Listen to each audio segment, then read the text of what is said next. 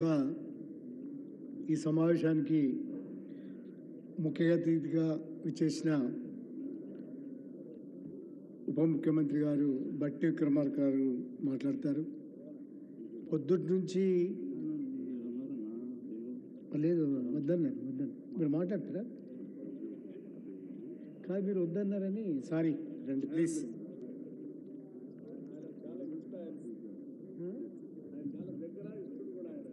అయ్యో sorry sorry. ఈరోజు చాలా బాధాకరం. గద్దరన్న గారి ప్రథమ వర్ధంతి సందర్భంగా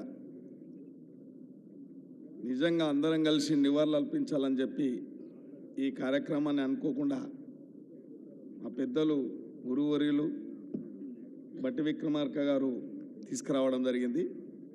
అదేవిధంగా సీతక్క గారు, మదియాస్ కన్న గారు, నారాయణ సార్ గారు, రంగారెడ్డి అన్న గారు, కూనమేని సాంబశివరావు అన్న గారు, అదేవిధంగా అల్లం నారాయణ సార్ గారు, వేదిక మీద ఉన్న పెద్దలందరికీ మరి గద్దరన్న అభిమానులందరూ కూడా నా నమస్సుమంజలు తెలియజేస్తూ ఉన్నాం. ఈరోజు కూడా మా నియోజకవర్గంలో కూడా ప్రతి గ్రామంలో దాదాపు గద్దరన్నకు నిజమైన నివాళులు అర్పించడం జరిగింది. మేము కూడా మా నియోజకవర్గంలో జరపడం జరిగింది.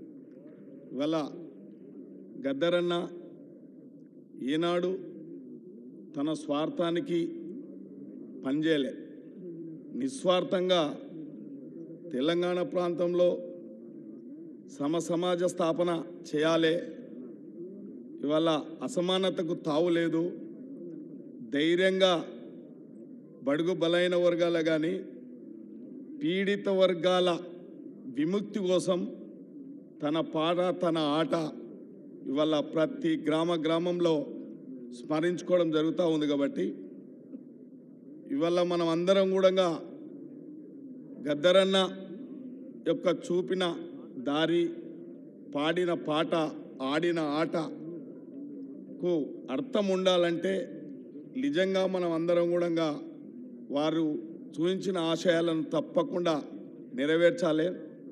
వారు మాకు మొన్న పీపుల్స్ మార్చ్ బట్టి విక్రమార్క సార్ గారు పాదయాత్ర చేపట్టినప్పుడు వారు ఎంత ఉల్లాసంగా అంటే తప్పకుండా ఈ తెలంగాణ తెచ్చిన తర్వాత నా యొక్క హృదయం క్షోభిస్తుంది, నా హృదయం బాధపడుతుంది, నిజమైన తెలంగాణ చూడలేకపోతున్నాం, ఆశించిన తెలంగాణ చూడలేకపోతున్నాం, ఆ లక్ష్యాన్ని చేరాలంటే ఇటువంటి కార్యక్రమం చేయాలని చెప్పి కూడా మా అందరికీ కూడా నాయకులకు కూడా అక్కడ చెప్పడం జరిగింది.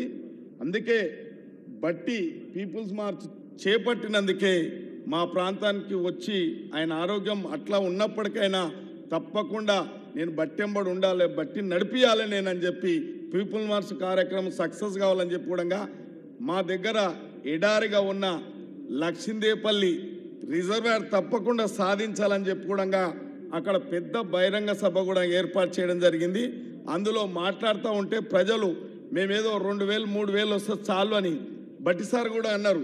మనకేం లేదు 3-4 వేల మంది వస్తే చాలంటే ఆ రోజు పెద్ద ఎత్తున గద్దర్ గారు వచ్చినందుకు కూడా పెద్ద ఎత్తున విపరీతమైన జనాలు వచ్చారు. కాబట్టి ఆ రోజు కూడా మేమందరం కూడా అదే లాస్ట్ మీటింగ్ అయింది అక్కడ. కాబట్టి వారు నిజంగా కూడా వారు మరణం ఈ రాష్ట్రానికి చాలా లోటు. కాబట్టి ఆ రోజు మేమందరం కూడా మేము వారి అంతిమ యాత్ర కూడా ఉదయం సంధి రేవంత్ అన్న సమక్షంలో మేమందరం కూడా అక్కడనే ఉండి చాలా బాధపడ్డాం. కాబట్టి ఏదేమైనా రేపు భవిష్యత్తులో మనం అందరం కూడా ఇవాళ గద్దర్ గారి యొక్క అన్న ఆశయాలను నెరవేర్చినప్పుడే నిజంగా మనం నివాళులు అర్పించిన వాళ్ళం అవుతాం. కాబట్టి ఈ అవకాశం ఇచ్చిన పెద్దలందరికీ ధన్యవాదాలు తెలియజేసి ముగిస్తున్నాం.